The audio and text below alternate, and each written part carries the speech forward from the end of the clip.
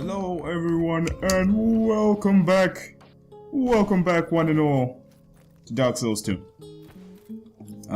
We last left off after we killed the old dragon slayer. You! Give us food! Yes, you! And give us Silky! I decided to come back to the crows because I do believe I have a few things I could give them. I don't know what they're gonna give me in return, but let's hope for some luck. Yeah! Titanite shard. All fair and good. You! Give us food! Yes, you! Give us Silky!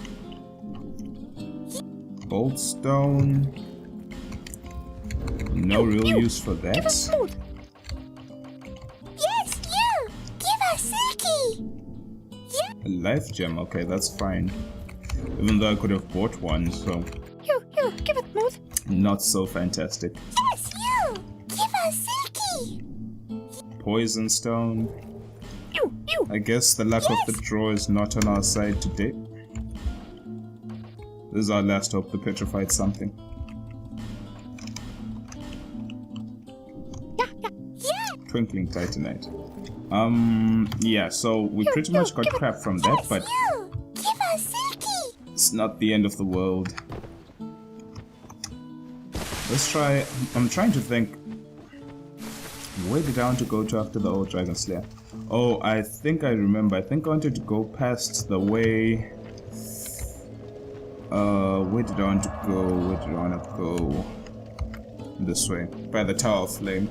We're gonna continue down this path where we first met the cleric woman. Keep on forgetting her name. All I know is that she's a criminal.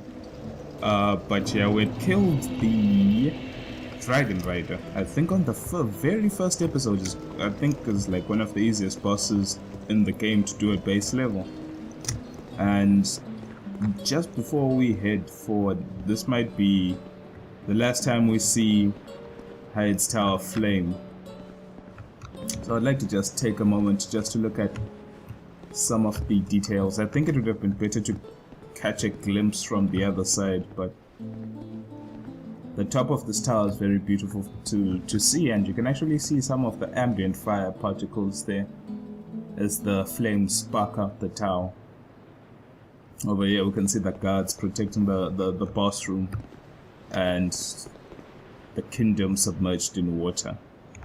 This place just has a lot of ambient beauty about it, but I feel sad that there's very little to do here. I really wish there was a lot more to do, come back here for a lot more things besides just one or two bosses in the Covenant, but too bad that's that. Let's see. Let's go down here. I've forgotten where this path leads to. It's actually been that long. Monastery charm.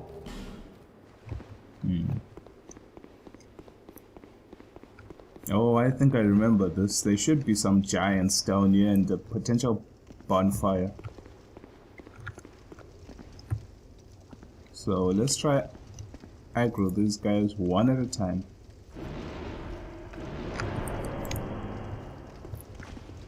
I did level up a bit. Managed to get my... Hold up. Oh, my bad. Managed to get my faith up to 30 and my intelligence up to 29. I think I'll just put one more point in intelligence.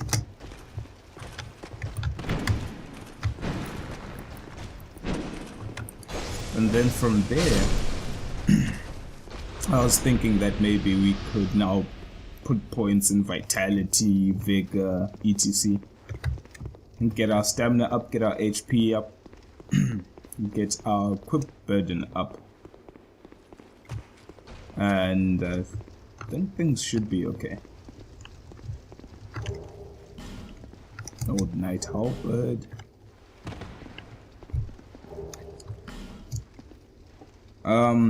If there are any silent parts, it's just me editing out the cough. I would I'll try my best to remember to do that.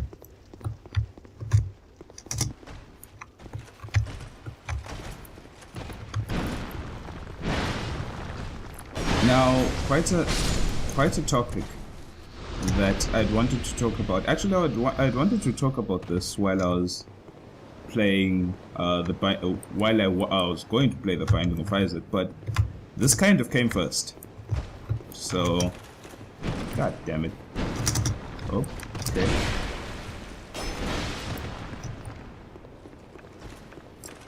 And I just wanted to talk to people about the concept of pre-ordering games. Now, someone may be wondering, what's so bad? Well, in the current situation of things, what's so bad about pre-ordering games?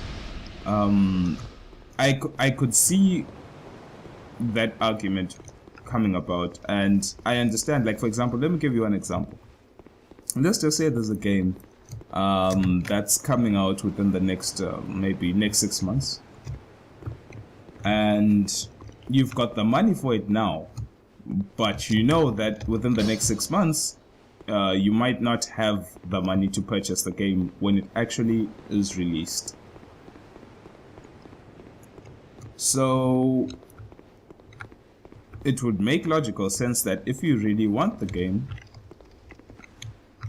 then buy it while you have the money to buy it, so that you don't hinder yourself in the future. That makes sense. That's one viable reason why I would say pre-ordering is okay.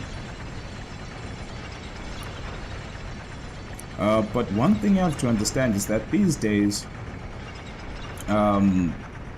most corporate companies, as always, really want to make the most profit as they possibly can, and they are willing to make the most profit with the least amount of work done. So let's take the example of Final Fantasy 13. Now, this is one game that has been critically acclaimed as not being a good game. It was released on the PS3 quite a couple of years back, and many people didn't like it. I personally, I'm okay with it. I like the game, right? But many people didn't like it, and many people had good reasons to not like it if they were comparing it to other Final Fantasy games of yore. Now, the problem is, though, it's been so many years later, and Square Enix, or should I say Squaresoft, hasn't actually released another canon Final Fantasy game since then. They've done quite a lot of online Final Fantasy MMO type style games with 14 and 15, but to my knowledge they haven't made the actual canon Final Fantasy game since 13's failure. This is excluding 13 Part 2 and Lightning Returns, of course. Now, so many years later, they decide, okay, we need to try and make some money because the company is getting broke. And so they decide to re-release Final Fantasy 13 on PC, and yeah, people start laughing like, oh my word, why would you release this game? It's like, we hated it. But there are many people who never played Final Fantasy 13 when it first came out on console, like me. But I knew about the game, I researched about the game, and I was still willing to give it a try. So when it was released, I decided to buy the game. But there were some people who'd never played the game and never heard anything, and potentially pre-ordered the game instantly, not knowing all the negatives and all the positives about the game.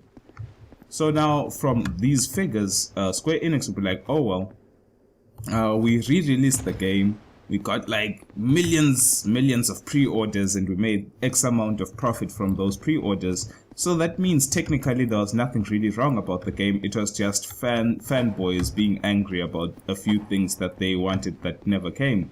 So they won't actually decide to fix all the problems. Instead, they'll be like, okay, fine, we can just release another Final Fantasy game. We'll just put in the same amount of effort as we did with 13, and everything should be fine because millions and millions of people pre-ordered our game.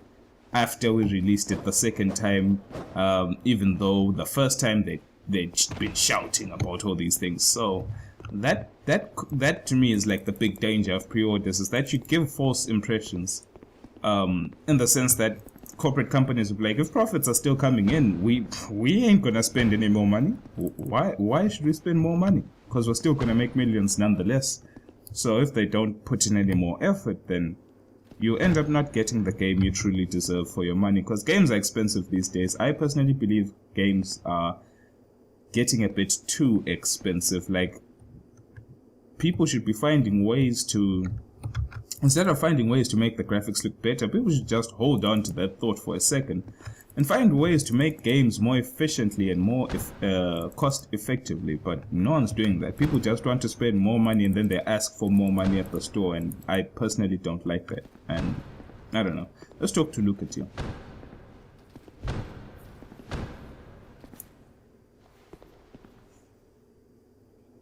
I thought that might be you. You haven't changed a bit, have you? The longer I am here, the more madness I discover. A wretched place indeed, but not without traces of its former glory. What could have caused such degradation? Ah, yes, I have not thanked you for humoring me the other day. This is for you. Of course, I have no idea what it is. Our land of Mirror is surrounded by enemies and constantly at war. There is only one way up in Mirror. Join the Order and prove yourself in battle. My family had little fortune and no name. I had to carve out a piece of the world for myself. With two things: my sword and my loyalty to my lord. I was raised to wield a sword from birth. Life was hard, but I never gave it a second thought. I had swift success on the battlefield and quickly attained respectable stature. And then I came here to... Have you heard of the undead? These poor souls affected by the curse. An undead gradually loses his humanity until his wits degrade completely. Finally, he turns hollow and preys upon others. And a hollow can never be human again. One can skirt this wicked fate only with the help of the souls found here. Assuming, of course, that the legends are true. I can only hope that they are. And Lucatil finally reveals herself to us. One thing, oh my god. That's something I never actually noticed about her. I'm sure millions of people have, but I never realized the markings on her face. Like, half her face is, I would believe she's hollowing out. Half her face looks rotten, or that could just be black paint. But either way, that has some significance. I never actually noticed that. I never took the time to look at her face. I'm sorry to burden you with talk of my fate. I suppose I've grown weary these days. I'm sorry. Okay, so we've exhausted her dialogue. We should be having some time with her later. I was wondering, do I have any effigies? Yes, I do.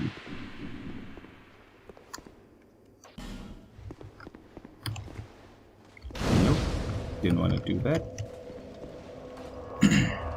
Let's light this fire. And let's burn the sublime... What? charred ashen bones, cast them into the Fafa and Majula to increase HP restored with each use of the Estus. They say that these are the remains of a saint who cast himself into the bonfire, but we will never know for sure, for soot and ashes tell no story. So there's belief that these are the ashes of a saint, or these are the ashes of Gwyn himself, but that's all to do with that. Let's see, we have 5 flame butterflies, so we should be able to start up a fire a bit later. We don't have to do it now just yet, even though we do need the light for this particular part. And that's No Man's Wharf. Our final destination should be that ship, but getting there, now that's the hard part.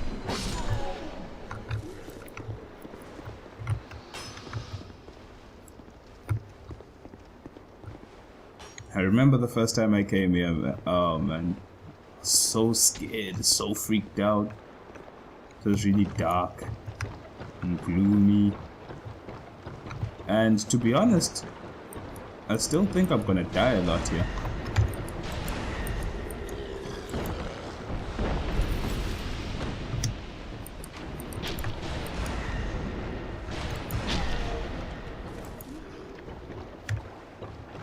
Okay.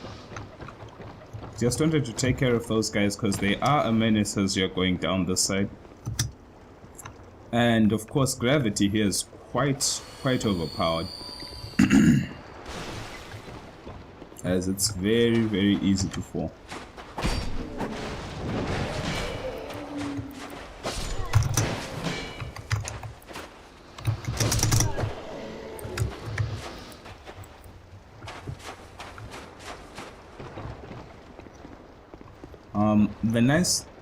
The nice thing about this particular area is you can now see where, like, if you've been following up on what's happening with Bloodborne. Oh, these guys who throw pots of oil. Soul of a Proud Knight. These guys who throw pots of oil actually try to set you on fire afterwards by throwing fire bombs at you. And of course, if you have oil on you, then the damage on the firebomb does a significant chunk of damage now. And kind of reminds me of the whole thing with throwing oil and then throwing a Molotov cocktail on Bloodborne. It's like they got, it's not anything new, but they got the mechanic from here.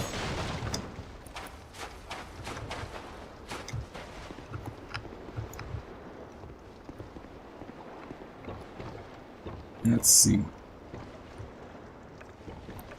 Okay, we have some people there.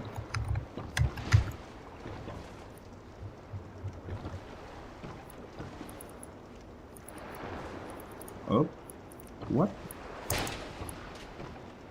For some reason I wasn't firing.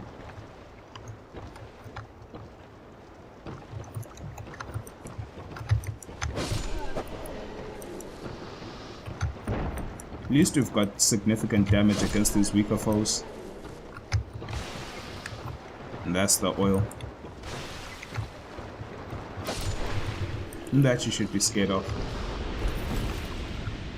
Iron arrows, sadly we don't have a bow, so that doesn't really help us that much, but we do still have a few bolts from the last time. I always believe that it's quite a necessity to hold some iron bolts or some iron arrows, because they do come handy as you traverse through the game.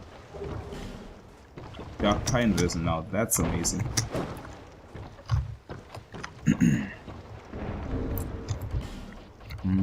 Let's see. What could we potentially need right now? Can just keep this stocked up just in case. Oh, okay.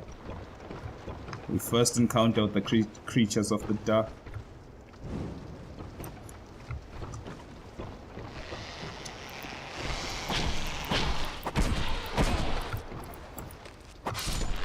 These bad boys, they do take off a real big chunk of your HP if they go crazy on you. but that's only if they go crazy on you.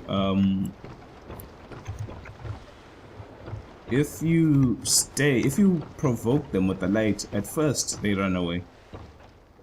But then, like, the longer they stay exposed to the light, they just stop being scared and they go crazy. Like, ah, god damn it. Oh, wrong button.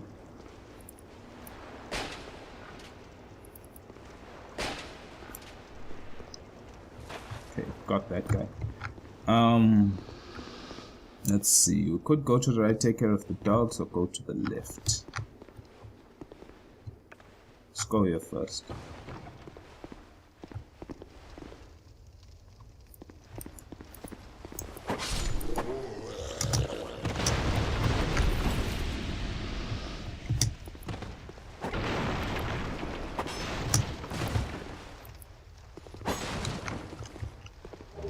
Great. A ring of life protection. Actually, that's a very good pickup. The reason why I'm saying so is I used the humanity because I want to summon Lucatil here for the fight, but if I die, I didn't really want to use... I didn't want to use another life gem to do it.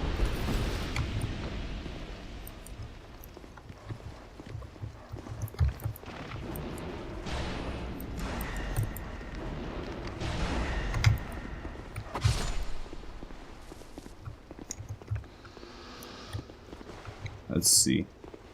This guy is running away. Let's see what's in here.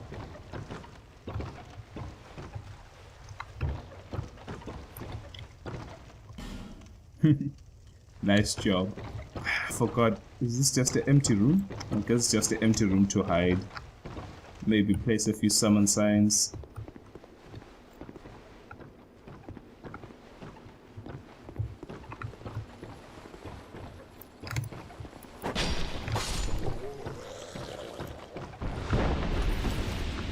Yep, empty room. Get to see into this other ambush room right here. That's to our right. Could enter it from the top, but I personally like entering it from the bottom because you can get decent backstabs off. But you'd have to take care of the archers first, silently, before you do so. I like some of the stealth mechanics in the game that they try to implement. Though they may be subtle, they're still fun. They're not as useful as you've leveled up further and further, but like for base level shenanigans or low level shenanigans like what I'm doing right now. Nope, you do not flash.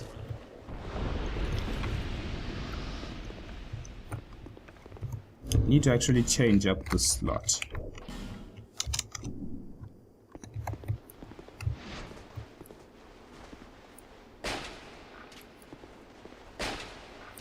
Okay, that's the dog down. The archers are up here.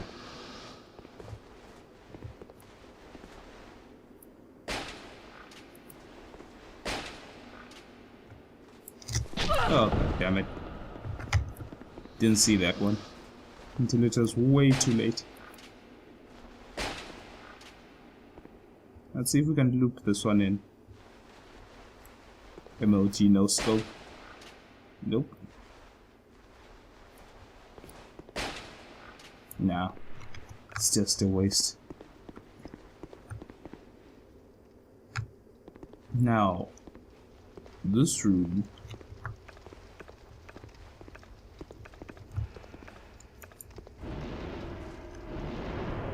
has a lot of sleeping guards. So, if you had been fighting loudly, you'd have woken them up. But if you sneak in, you can actually get a free backstab and at least kill one.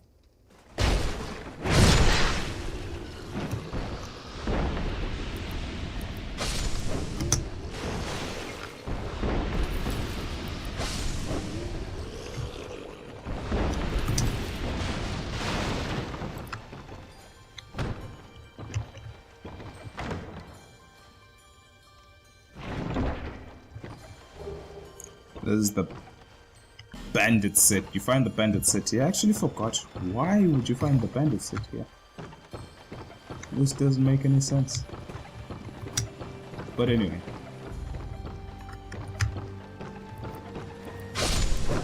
This is where you buy the brigand, you get the brigand armor, the bandit set. And some repair powder. Repair powder is actually something that we need to use now. The weapon durability is extremely low.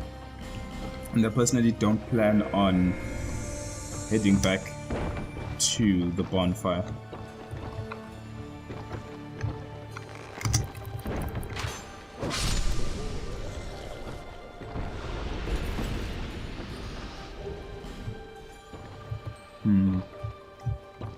Need to go around to open this. And then that'll be our shortcut back to the boss fight if we die. I just forgot.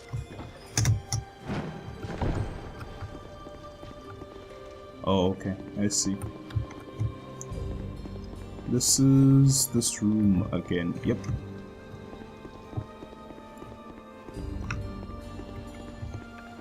Let's top up this little bit of HP.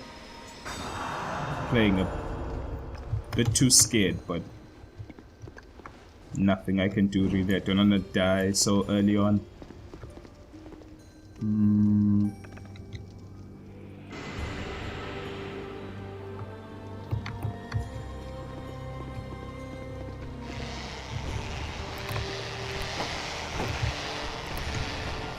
God damn it. That was my failure to lock on.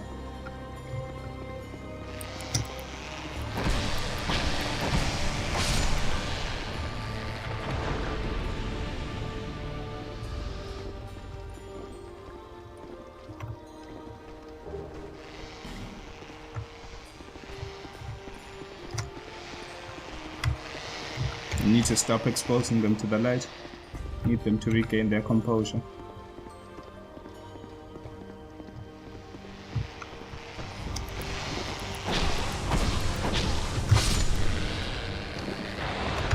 Okay, this one's gone crazy.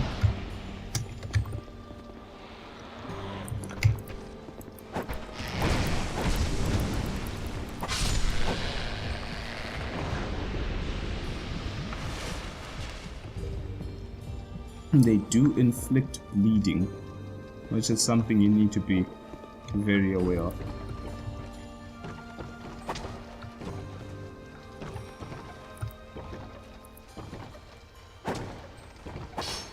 There should be one behind you, or a whole bunch.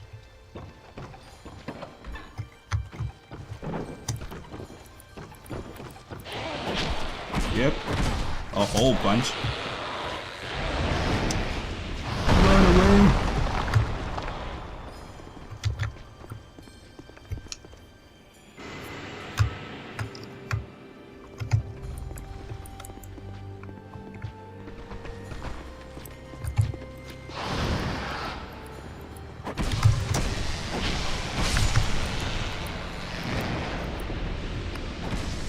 Wow, it's actually quite good. I thought I'd die here at least once. Well, let me not jinx myself, but thought I'd die a whole lot sooner. Radiant life jump.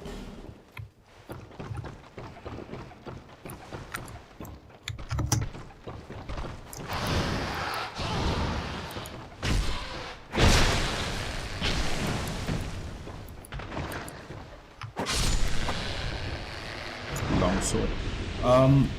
These beasts drop they drop random things. And I believe if you want the Pyromancer set, they do drop it as well. I think this should be a trap.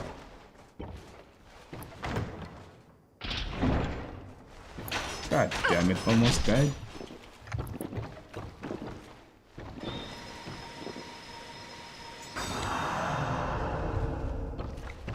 Silver talisman.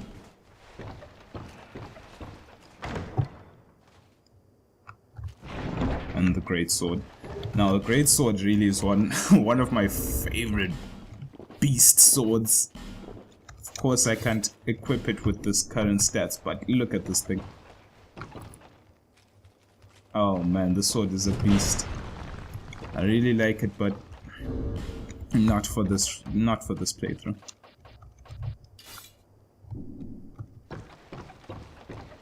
Who are you? I, Gavlan. Gavlan wheel, Gavlan deal. Gavlan wants soul. Many, many soul.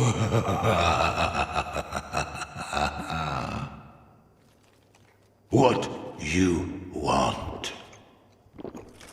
With Gavlan, you wheel, you deal.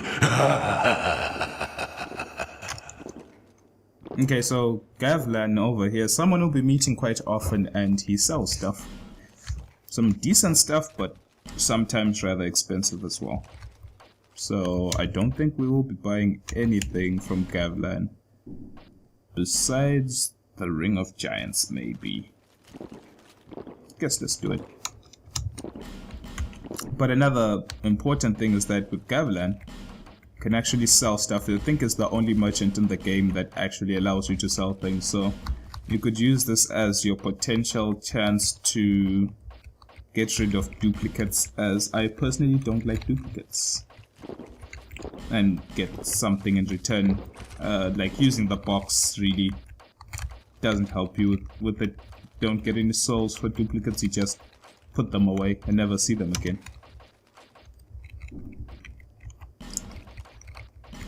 But with Gavlan, you wheel. No, not that. You wheel, you deal. Okay, I think that's fine for now. Many deal. What else does he say? Gavlan wheel, Gavlan wants Nah, he what? doesn't have to With say Gavlan. much. You. Okay. So that's Gavlan done. I think we can try go open up the shortcut. Try not die.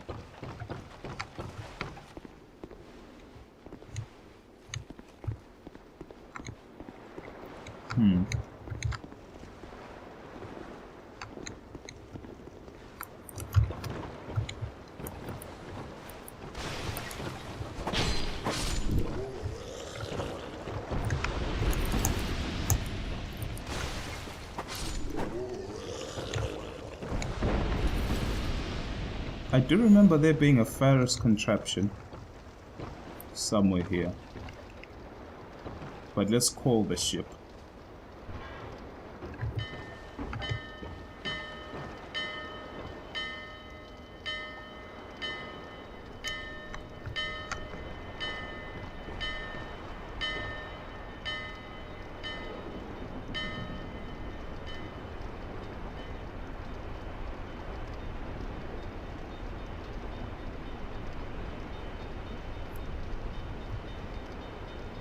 That's actually so cool. But there are some baddies on the ship, so you need to be careful.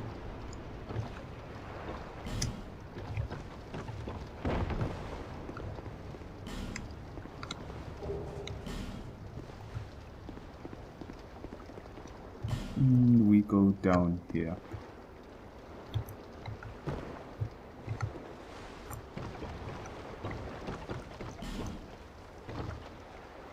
Ooh, I see.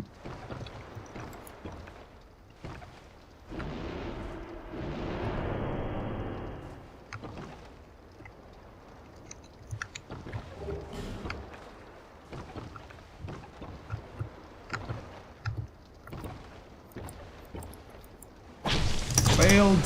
Backstab.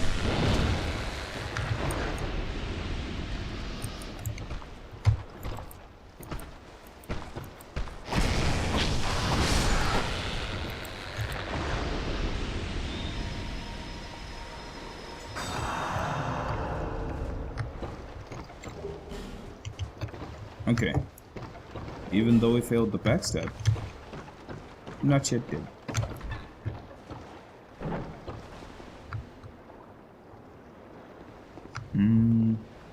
Could use this chance to take out some of the guards. But then the guards flee.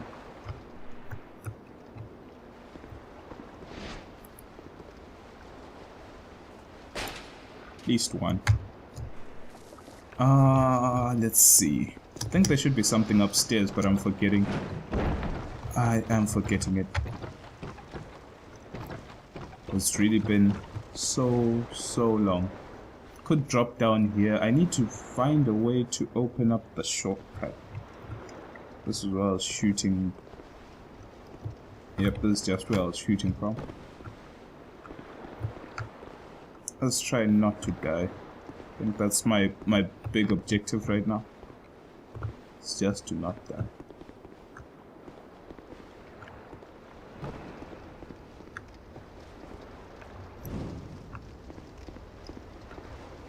You can get a sneak peek into this room.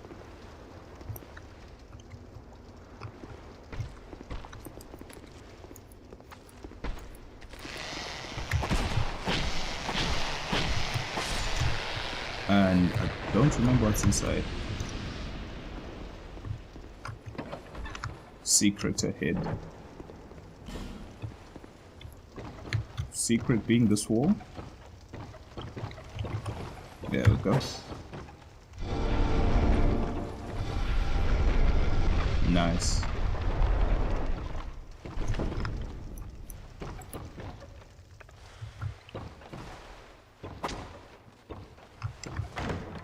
Fire bombs.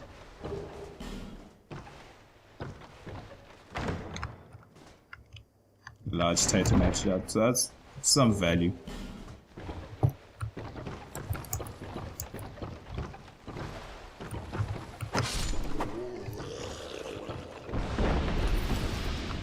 Oh, and then this is where we can actually summon Lucatiel. And we can open up the shortcut. But before we summon Lucatiel, what I would actually like to do is... What would I like to do?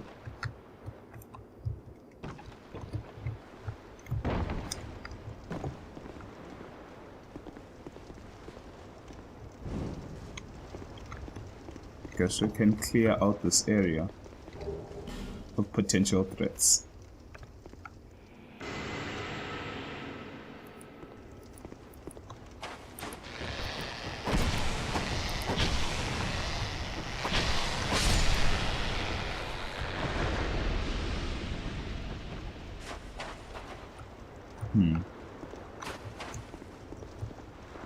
Thought there would be one more.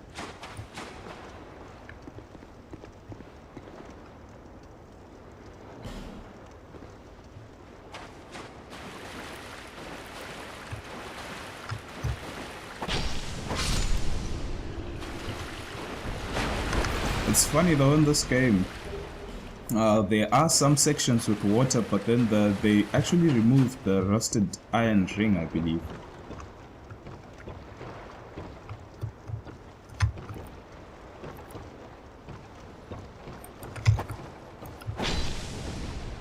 God damn it.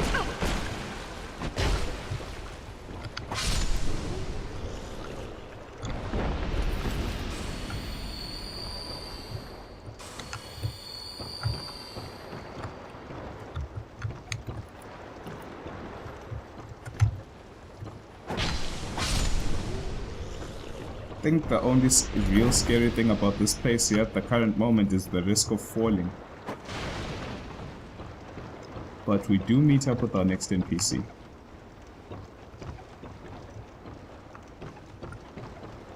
Try bravery and then thrust. Oh man, my weapon's at risk. I don't have any other weapon that I can potentially use, but I still do have some weapon buffs.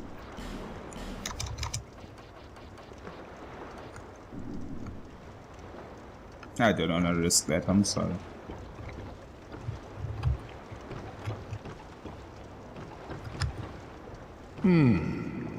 I sense power. Very well. From this day, you shall be my new pupil. I am Carillion, Carillion of the Fold. Surely you've heard the name. Now, do not be afraid. Let us explore the limits of sorcery. Now, Carillion here will not join you if you don't have enough intelligence. But you can come to him to reinforce your pyromancy flame, and you can buy items from him. He'll sell you a catalyst. He'll sell you the clear bluestone. And he'll give you the spell pot string as well, if you want to buy it. Twilight herbs, amber herbs, and simpleton spices. And he's got soul arrow, great soul arrow, heavy soul arrow, great heavy soul arrow, shockwave, soul spear, barrage, magic weapon, and urine. Let's see what he has to say. The forces of magic and souls lie dormant in this land. It is a fitting place to hone my sorceries. I suspect that I may even conjure up new spells here. Sorcery is yet a mystery, even to me. Let us mature together, young pupil. Use scrolls to unleash the power of sorceries. But the power of each scroll is reliant on that of its owner. The untrained cannot wield a scroll to its proper potential. Never forget, young pupil, there are no shortcuts to mastery. The forces of magic and soul are source. One day.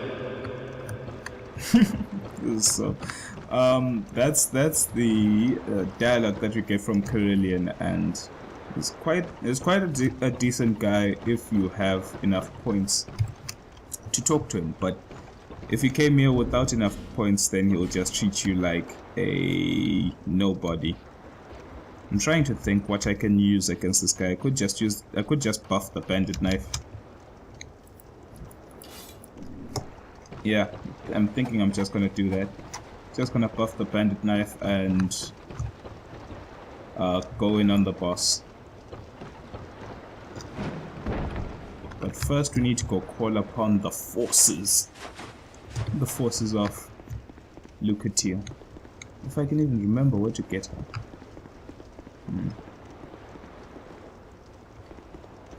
Where the hell? I keep on losing my bearings in this place.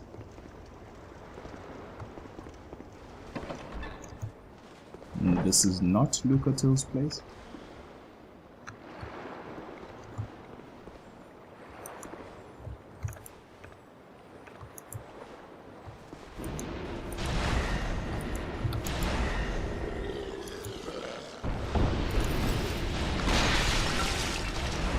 Okay. This is where having some bolts on you is very reliable. Flame butterflies and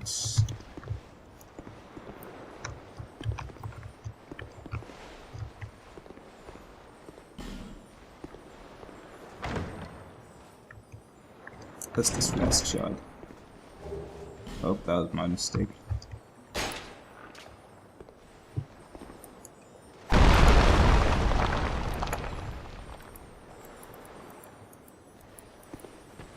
No.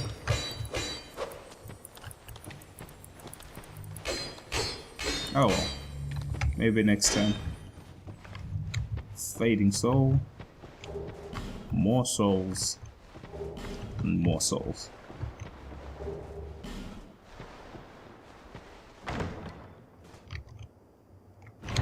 Royal Soldier's Ring.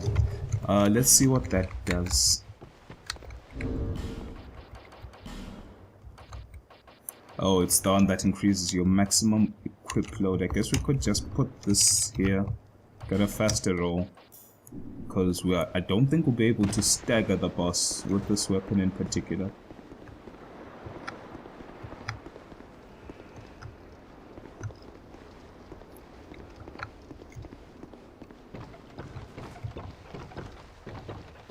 There we go. Lucatiel of Mirror. Now we have to ensure that Lucatiel does not die. I think that's like the hardest part about the boss, is ensuring that she doesn't actually die from the boss. But we'll do our best. If she dies, oh well. We'll try again with the other fights where she's actually present. Just take our time so that she doesn't get lost.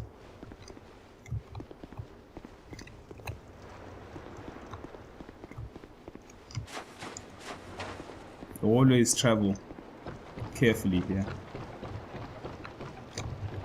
because gravity is a powerful beast.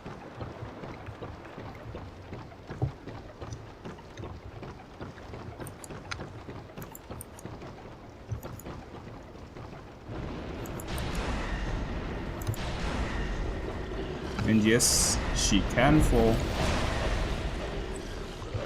which is actually quite a terrible thing. Let's see.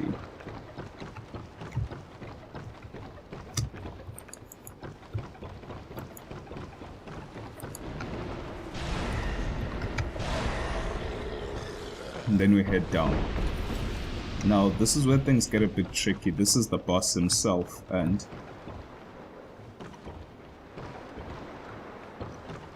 as you can see, things get a bit misty here. So let's buff up and try our best. I've forgotten the boss's patterns.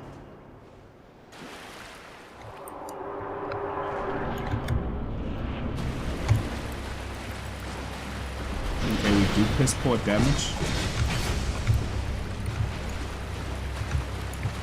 No, my mistake.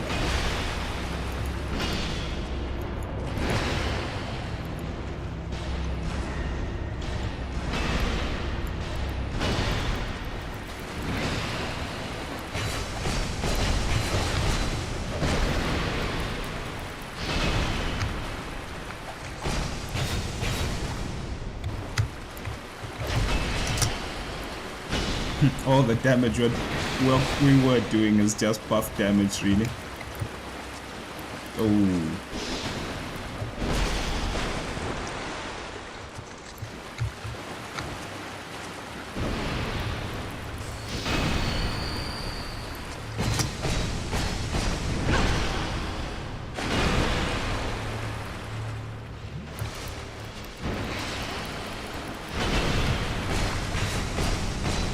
She literally has a shield.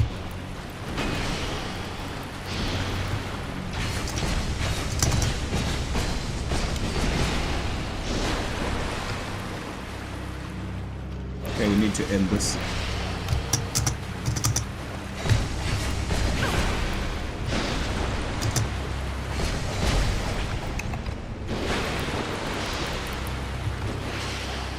Okay, that's the power of buffing a fast-hitting, weak weapon. Need to upgrade the bandit's knife. I need a secondary weapon, because going without one literally almost lost us that particular fight.